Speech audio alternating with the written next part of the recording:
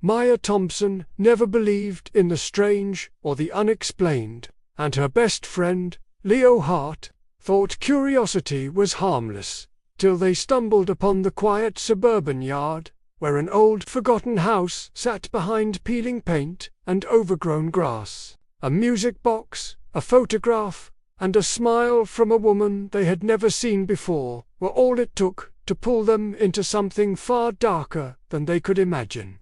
That Saturday was supposed to be ordinary, but by nightfall the shadows were moving, the house was watching, and Maya realized that some doors, once opened, can never be closed. I never thought a quiet Saturday could turn into something I'd regret for the rest of my life.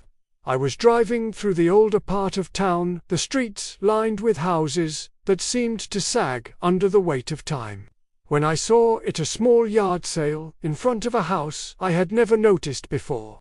The house itself was strange, almost as if it had been forgotten. Its paint was peeling in jagged strips, the shutters hung crookedly, and the garden had grown wild and unruly, with weeds curling up through cracks in the concrete path. I hesitated, gripping the steering wheel tighter, but curiosity gnawed at me. Something about it made me pull over. The table was set up haphazardly on the lawn, crowded with items that seemed forgotten by the world. Rusted clocks leaned against one another, their hands frozen in different times. There were stacks of books with cracked spines and yellowed pages, and photographs, hundreds of them, scattered across the table like forgotten memories. Each photograph was different, but the one that drew me in most was a small, faded picture of a house I didn't recognize. Behind it, barely visible, was a figure so blurry that it might have been nothing, but I could have sworn it was watching me. I tried to ignore the feeling that had settled in my chest, that small, insistent tightening that said I shouldn't be here. But then I saw the music box. It was tiny, made of worn, dark wood, and the surface was scratched, as if someone had dragged a sharp object across it repeatedly. I picked it up, and the moment my fingers brushed the lid, a shiver ran up my spine, crawling along my arms like icy fingers. It was a beautiful little thing in a sad, broken way, and I felt drawn to it as if it were calling me. The woman running the sale stood behind the table, almost blending into the shadows of the porch. She was older, thin, and her smile was tight, polite, but it didn't reach her eyes. There was something in her gaze that made my skin crawl, though I couldn't tell what it was. She didn't speak, only watched me as I lingered, my eyes darting to the various items around me. I looked back at the photographs, and that same unsettling figure appeared again, only now it seemed closer. I blinked, trying to convince myself it was just a trick of the light. I bought the music box with a few crumpled bills from my wallet, and the woman's smile widened just a little, but her eyes remained cold, empty. As I walked to my car, I kept glancing back. The house seemed darker now, almost hollow, and the shadows in the yard shifted as if they were alive. I shook my head, telling myself I was imagining things. At home, I placed the music box on my dresser. It was quiet for hours, sitting there innocently, but the feeling of being watched didn't go away. When midnight came, it started to play on its own. The melody was sweet at first, gentle, almost comforting, but then it began to warp, slowing down in a way that made it sound strained and wrong. It was like a voice groaning underwater, pulling at the corners of my mind. My heart raced, and I froze, staring at it, trying to convince myself that it was just a mechanical malfunction, that there was some logical explanation. That's when I noticed the shadows. At first, they were faint, flickering lightly against the walls, as if the wind had moved through the room. But then they began to stretch and twist, moving in directions that didn't make sense. One of them pulled near the dresser, thick and dark, and I could swear it had a shape, a hunched figure that swayed slightly, leaning closer, my breath caught in my throat, and I couldn't move. I wanted to scream, but my voice seemed to have left me. I reached for the music box, thinking maybe if I closed it, everything would stop. But as my fingers brushed the lid, I felt a cold pressure from inside, like tiny, skeletal hands gripping my skin. I recoiled, my chest tightening, the room spinning around me. The shadows jerked back suddenly, and the music stopped, leaving a ringing silence that pressed against my ears. I didn't sleep that night. Every creak of the floorboards, every rustle of the curtains, felt amplified, like the house itself was breathing. I kept glancing at the dresser, at the music box, and I swore I saw the lid move slightly, as if it were adjusting itself, waiting, and I realized, with a chill creeping up my spine, that someone or something was still watching me from the shadows, from somewhere just beyond the edge of the room where I couldn't see it. The next day, I couldn't shake the feeling that the yard sale wasn't over, that it had somehow followed me home. Every time I closed my eyes, I saw the house in the photograph again, the same peeling paint, the crooked shutters, the overgrown garden. I thought about going back, trying to find it, to confront the woman, or at least make sense of what had happened, but when I drove to the street, the house was gone. The lot was empty, neat, and entirely ordinary, as if the yard sale had never existed. There were no signs of the table, no footprints, nothing. My stomach turned, and I felt a cold wave of panic wash over me. Something about that day had shifted, though I didn't yet understand how deeply. Back at home, the music box sat on my dresser like an innocuous ornament, but it felt heavier now, almost menacing. I tried to leave it alone, to pretend it wasn't there, but the moment I walked past it, the faintest note of its tune would drift into my ears, a delicate chime that grew louder when I wasn't looking directly at it. I could feel it calling, pulling, and with each chime, I felt a little more like I was slipping away from the world I knew. Then I noticed something else, something far more disturbing than the music box itself. Tiny scratches had appeared on my bedroom floor overnight. They formed a crude circle, deep enough to catch my fingernail. At the center of the circle lay a photograph I had never seen before. It was glossy, almost new, unlike the faded photographs from the yard sale. It showed the house again, but this time the doorway wasn't empty. Standing there was a blurred figure, my own reflection, but somehow wrong. Twisted, the edges of my face smudged like it had been dragged through smoke. I dropped the photo, my hands shaking, but when I turned back, it had shifted slightly, as if it were moving toward me on its own. The days blurred into a strange limbo. I could hear the music box playing faintly, even when I was outside or in another room. The sound was maddening, sweet and sharp, impossible to ignore. Shadows began to move where shadows shouldn't be. Under the bed, behind the curtains, and sometimes in the corners of my eyes, darting just as I looked directly at them. At night, I had dreams of walking along streets that didn't exist, searching for the house that vanished. The streets twisted in impossible angles, the houses leaning toward me as if they were alive. From every doorway, a figure watched, blurred and indistinct, whispering something I couldn't understand. But the meaning was clear. I wasn't supposed to be alive. When I woke, my room smelled faintly of iron and old wood, the scent lingering even after I opened the windows. The photograph from the floor was now on my nightstand, facing me. I didn't remember picking it up. My hands trembled as I stared at it, and I realized with a shiver that the figure in the doorway was closer now. Its face was clearer, but it wasn't entirely human. The eyes were too dark, too wide, and the mouth stretched in a silent scream that I felt rather than saw.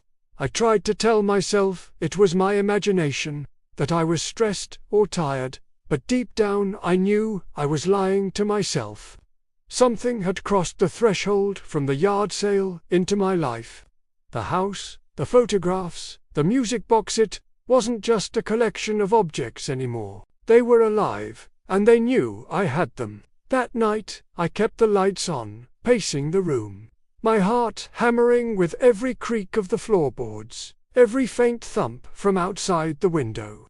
And then I heard it, the softest whisper, carried across the room, almost drowned by the hum of the streetlights. I froze, my blood running cold. It was my own voice, barely audible, repeating the words over and over, "You shouldn't have left. You shouldn't have left." The words slivered into my mind, a warning, a curse. And I knew in that moment that whatever had followed me home, wasn't he content to stay in the shadows. It wanted me to see, to feel, to understand that there was no escape. I tried to scream, but the sound stuck in my throat, and the shadows on the walls began to crawl again, writhing toward me in a slow, deliberate way. When I looked at the music box, the lid creaked open slightly on its own. For a brief second, I could see inside not the delicate ballerina, not the gears, but a faint, dark shape, coiled and waiting. My stomach dropped, and I stumbled backward, heart pounding, realizing that the yard sale, the house, and that woman were no longer memories. They were here, right here, in my room. And as I backed into the corner, I felt, just for an instant, a cold, clammy hand brush against my arm. By the third day, I could no longer deny that the yard sale had followed me home. The music box had become an unrelenting presence, its melody faintly echoing in every corner of the house, even when I tried to leave it alone. I thought maybe taking it outside would break its hold, that sunlight and fresh air might weaken whatever had attached itself to me. I set it on the porch, listening for any sign of it playing, but, for a moment, there was silence. Relief surged through me. That relief lasted only seconds. From the edge of the street, I noticed a figure standing in the distance, motionless. At first, I thought it was a neighbor or a passerby, but as I squinted, I realized it was someone I didn't recognize, all and thin, draped in shadows that made it impossible to see their features clearly. My heart pounded, and when I blinked, they were gone. I searched the street, but it was empty. Nothing but the faint rustle of the leaves in the wind. Still, the feeling of being watched clung to me like a wet cloth. When I brought the music box back inside, I found it had moved on its own. It wasn't on the dresser anymore, it was sitting in the middle of the kitchen floor, perfectly centered, as if placed there deliberately. I hadn't touched it. Its lid rattled slightly, and the tune began to play, slow and warped, like a lullaby sung by a voice that was not human. My hands shook as I stared at it. I wanted to smash it, throw it into the garbage, burn it, but every instinct told me it would follow me, no matter what I did. Then the photographs began to appear. They were everywhere. On the stairs, taped to the bathroom mirror, tucked into the fridge. Each one showed the house, but it wasn't the same house every time. It was closer, darker, more menacing, and in every photograph, the figure in the doorway was moving closer to me, its form growing more distinct, its face becoming clearer. Some photos even showed me inside the house, though I had never been there. My reflection in those images was twisted, almost sinister, my eyes hollow, my mouth stretched in a silent scream. Sleep became impossible. At night, the shadows in my room didn't stay in the corners. They moved, crawling along the walls, reaching toward me. I could hear whispers just beyond the edge of hearing. Voices that twisted and turned, speaking in tones that felt familiar and alien all at once. They weren't words I could understand. They were commands, warnings, threats. I would lie in bed, staring at the ceiling, knowing something was just behind me, something waiting for me to turn around. One night, I awoke to the faintest scraping sound across the floor. I sat up, heart hammering, and saw the shadows converge into shapes, forming figures that leaned over the edge of my bed. Their faces were indistinct, but their presence was real, heavy, and suffocating. I could smell the faint tang of decay, hear the soft, deliberate breathing, and I knew that whatever they were, they had come through the photographs and the music box. I tried to escape. I ran through the house, lights blazing, throwing every photograph into the fireplace, trying to destroy them. But the next morning, they were back, arranged neatly on the floor, in a perfect circle around the music box. The lid creaked open slowly, revealing not the ballerina, not the gears, but a black void that seemed to pulse with anticipation. I wanted to look away, but my gaze was drawn in, hypnotized. The shadows shifted closer, and for a moment, I thought I could see hands reaching out, claws scraping against the edges of reality. By now, I understood that the house in the photographs wasn't just a house, it was a gateway. Every time I touched an object from the yard sale, I had opened a door I didn't understand, letting whatever was on the other side creep a little closer. The whispers grew louder, voices blending into one unbearable hum. I could feel their presence pressing down on me from every angle, like I was standing under a storm cloud that was both alive and malevolent. And then I saw it, a figure, my own shadow, standing in the corner of the room, mimicking me exactly, but moving independently, breathing in a rhythm that wasn't mine. Its eyes glowed faintly in the darkness, and I could feel its stare drilling into my chest. My hand reached out to touch it, and the room went cold, so cold that I could see my breath fog in front of me. The music box played louder, faster, the melody so distorted it felt like it was bending the walls of the room. I stumbled backward, and the last thing I saw before the lights flickered and the shadows surged forward was the reflection of the yard sale woman in the mirror, smiling, waiting, and I knew, with a sickening certainty, that I was no longer alone, and that whatever had followed me home was far from finished. By now, the line between reality and nightmare had blurred completely. I no longer knew if the shadows I saw were real or a product of my own terrified mind, but every sense told me they were. The music box never stopped playing. Its warped melody followed me through the house, seeping into every corner, every crevice, leaving a hollow, echoing dread wherever I went. Even when I tried to cover it with a blanket, or lock it away in a closet, the sound found me. I began to feel as if it was speaking directly to me, coaxing me, warning me, threatening me. Objects from the yard sale multiplied. Photographs appeared in places I had checked just minutes before. Books, small figurines, even a cracked teacupper hadn't brought them in, hadn't touched them, yet there they were, laid out in precise, deliberate arrangements, as if someone unseen had set them there to watch me. I stopped leaving the house. Going outside felt impossible. The streets beyond my windows seemed distorted, unfamiliar, bending in ways that didn't make sense. And yet, through the panes, I could see fleeting figures, dark and shifting, lingering at the edges of vision, always just out of reach. One morning, I awoke to find a mirror propped against my bedroom door. I hadn't moved it. The reflection staring back at me was wrong. My face was there, yes, but older, hollow-eyed, stretched in ways that were subtly, impossibly distorted. My skin looked pale, almost translucent, and my eyes seemed to burn with a faint, unnatural light. I reached toward it, and the mirror shuddered as if alive, a low vibration traveling through the glass into my fingertips. I yanked my hand away, stumbling backward.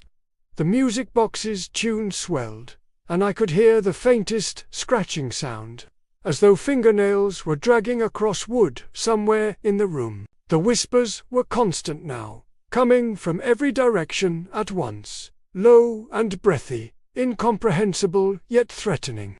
My own voice joined them, repeating phrases I couldn't control, words I had never spoken. I began to avoid looking at reflective surfaces, covering mirrors with sheets. But the shadows found their way around the coverings. I could see them on the ceiling, in the cracks between floorboards, on the walls, crawling toward me in slow, deliberate movements. One night, I woke to the sound of footsteps behind me. I froze, heart hammering, listening. They weren't my own. They were heavier, dragging along the floor as though carrying a weight that shouldn't exist. I turned, but the hallway was empty. My pulse pounded in my ears. I tried to tell myself it was the house settling, that it was nothing, but then I felt it. A cold, clammy pressure on my shoulder, as if someone was standing directly behind me, breathing down my neck. I spun, and there was nothing. Yet the pressure remained, lingering as if the air itself had weight. The photographs continued to shift and multiply. Some now showed the house as if it were inside my own room. The walls replaced by its decaying wood, the doorway opening just wide enough to reveal a dark figure standing in the shadows. Others depicted me within the house, my body slumped unnaturally, my face twisted in silent terror. I began to recognize the figure in the doorway, not the blurred shapes of before, but a human form. It was the woman from the yard sale, older now, her smile wider, more cruel, her eyes hollow and unyielding. I realized, with a sick, gnawing certainty, that the house in the photographs wasn't a building at all. It was a door, a portal, and I had walked through it the moment I touched the music box. Every object from the yard sale had been a key, every photograph a window, and now the world of shadows was spilling into mine. I tried to block it, tried to resist, but the house was everywhere. I could feel it pressing in on me, a weight that grew heavier with each passing hour. That night, as the music box played its warped melody, I saw them, figures, humanoid but wrong, moving slowly in the corners of my vision. They leaned closer, their faces impossible to fully discern, but I could feel their eyes on me, black and empty, fixed and patient. One of them stepped forward, and I realized with horror that it was me or what I would become. Its movements mirrored mine, yet it was not me. Its grin was wide, almost triumphant, and it beckoned, silently, toward the music box. I wanted to scream, but my voice was trapped. I wanted to run, but my legs refused to move. The shadows swirled around me, closer, heavier, filling the room with a darkness that was not just absence of light, but a presence, alive and suffocating. And then, I saw it, a photograph lying on the floor where I hadn't left anything. The doorway of the house was open, wider than ever before, and inside, I could see my own reflection standing there, reaching out to me with hands that were not mine. I understood then, with a chilling clarity, that I had crossed a line. I had stepped through the door, whether I realized it or not. The house wasn't just a memory or a photograph. It was a trap, and I was inside, even in the daylight, even in the so-called safety of my own home. The shadows pressed closer, the music box swelled in a grotesque harmony, and I knew, in my bones, that there was no turning back. I don't know how long it's been since I last slept, or if I've even been awake. Time no longer exists in the same way. It stretches and contracts like a living thing, dragging me through hours I cannot count. The music box never stops. Its warped melody fills the house, bleeding into every corner, seeping through walls, whispering into my mind. It doesn't matter where I go, on the floor, on a table. Even on the ceiling, somehow the music finds me, Persistent, patient, merciless. I feel like I can hear it in my own heartbeat, in the sound of my breath. The shadows have grown bolder. They no longer stay at the edges of my vision. They move in full view, humanoid but distorted, stretching impossibly, bending toward me. Some appear to mimic my actions, walking behind me, reaching as I reach, moving when I move. Their faces are blurred, but I can feel their attention, the weight of their gaze pressing into me, suffocating me. Occasionally, one pauses, tilting its head in a gesture that feels like curiosity. I hate it. I hate all of them. I want to leave, but the doors and windows no longer lead outside. They lead only deeper into darkness, into the house from the photographs, the yard sale, the music box. The photographs are everywhere now. I stumble over them on the stairs, find them tucked into drawers, stacked on counters, even pinned to the ceiling. They all show the house, the doorway, and me, or what appears to be me. In some, my face is twisted in fear. In others, it smiles back at me, grinning in a way that is not natural, not human. And in one, the doorway holds another figure behind me. My own reflection, reaching out, beckoning me, patient, deliberate. I tried everything to stop it. I threw the music box into the fireplace, broke the photographs, smashed mirrors, even tried stuffing the drawers and closets with them. In the morning, they were back. Perfectly arranged, untouched, waiting. The whispers are now voices, growing louder, overlapping, chanting my name. I can feel the pressure of them all the time, the weight of their presence like lead in the air around me. I cannot escape, and I know that even if I tried, the music box would find me again, calling me back, dragging me into whatever reality it inhabits. Then I realized the truth. The house was not just a place, it was a doorway, and I had crossed it the moment I touched the music box at that first yard sale. Every photograph, every object, every warped melody was a step further inside, a way for whatever lived beyond the door to reach me. I am inside the house now, even though I can still see the walls of my own home. The two realities overlap. The yard sale woman is everywhere, smiling, patient, knowing, and I am alone, alone with the music, the shadows, and the distorted versions of myself. I saw my reflection clearly today, in a mirror I hadn't covered. It wasn't me. It moved independently, watching, leaning closer. Its eyes glowed faintly in the darkness, hollow and knowing. It smiled, a cruel, patient smile, and I felt a shiver run through me. The shadows pressed in from all directions, murmuring and whispering in voices that were almost mine.